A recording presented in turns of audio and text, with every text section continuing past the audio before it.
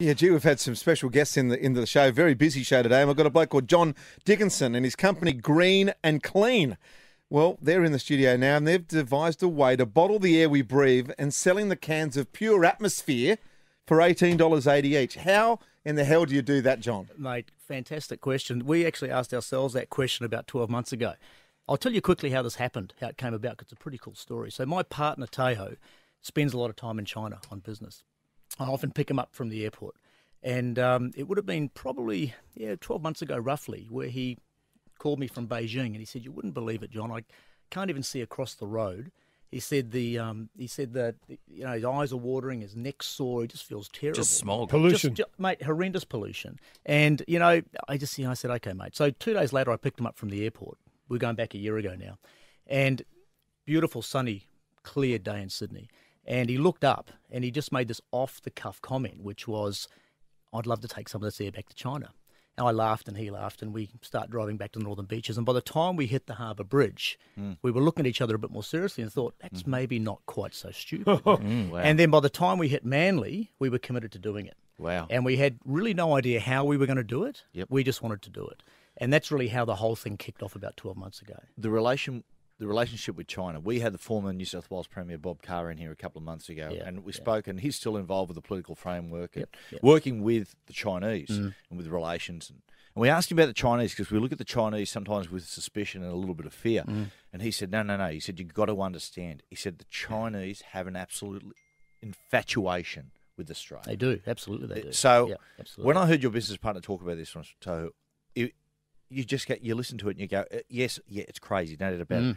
But there's no doubt it's going to work. Yeah, well, I mean, it's funny. I was saying earlier, people tend to fall into two camps with this. So they immediately fall into you're out of your mind camp. Or they fall into the, hey, maybe this is not so crazy camp. Well, how can I do it? Yeah. Well, we get a lot of that, actually. Now we get a lot of, geez, I wish I'd thought of that.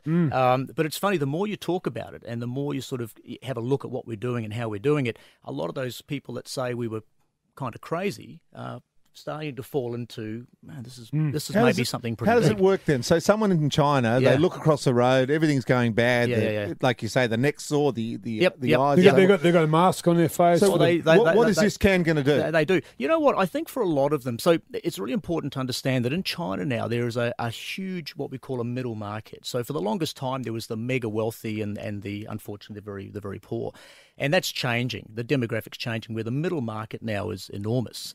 And they've become extremely health conscious in China. And you've only got to look at Blackmores and Swiss and companies like that to see the success of those guys. And so this middle class really wants to do everything they can to feel better, basically. And they understand, these people can exercise more, they can eat better, they can do all these things. But at the end of the day, I'm afraid they're stuck with their environment and they're stuck with their air, which is getting worse. Okay.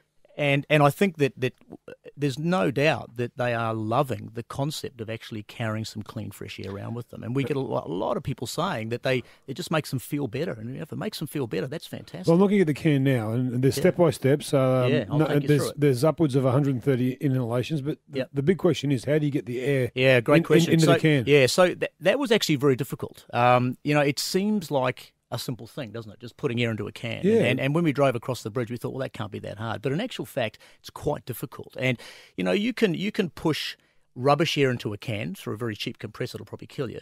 And you can pull in actually totally filtered air through, say, a food-grade processor or compressor into a can. But that's not the ambient air. To actually capture the quality of the air where you're taking it actually took a bit of work. I can't claim to have done that. We actually had a mechanical engineer helping us with that for about 3 or 4 months to do it. But essentially, it's a bit of a purpose-built machinery that's much like a compressor. And we've developed the system where we can take it anywhere. We've got several of them now, actually. So we can take these units wherever we want to and actually pull ambient air straight out of that environment into a can under pressure. So what's this air we've got here in the can? So I bought a couple. Just looks like a spray paint can. That's pretty much the size. And we're actually in the process now of developing smaller and bigger ones as well. Wow. So we're going to have smaller ones for smaller bags. We've got bigger ones for people who want a larger amount of breaths out of them. But essentially, it's basically a sterile can, if you like. We had a special, I'll show you guys in a minute, special mouth cap produced to actually get the air into your lungs, because you can't just go spraying around an aerosol, so there's got to be some method behind that. That alone took a bit of work. So it's one of those things that the actual how took a good 12 months of development. So where's this air from in these cans? We've got Blue Mountains. Oh, thank you. Which, I've got some of that in my pocket. Yeah, you need that. And we've got some Tasmanian air as well. Wow. So we're doing it for a number of locations. And how fair dinkum is it? Like, look, okay, I'm sitting there. You said two camps. I'm sitting on the camp going... Yeah, absolutely. To me, it just doesn't sound right. That's a camp you love to sit in. So you're... Yeah, exactly. I do. That's fair enough too. I'm naturally that. Yep. Well, and I totally get that. I think that... I'll give you an example. The Blue Mountains there...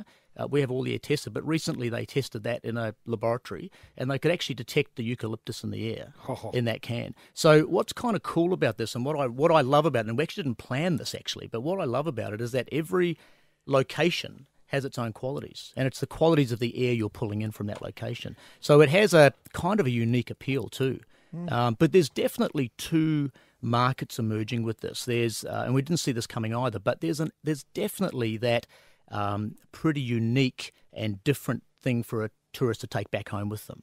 And we're in talks with the airports about that. Are you in talks with New York at the moment to get some New York air back here? New York air, was that any good? Yeah, from down in the subway. It's all right, subway. Dead rats. So if I put that over my mouth now, with the, I would taste. So how much do you have? Probably one spray? You can have as many as you want. Okay. So basically, this little mouthpiece, I know you listeners can't see that, but it fits over that, and you just literally... Like an asthmatic. Fresh air, correct. And it costs basically $20. $18.80. $18.80 for a can. $18.80 per can. Yep.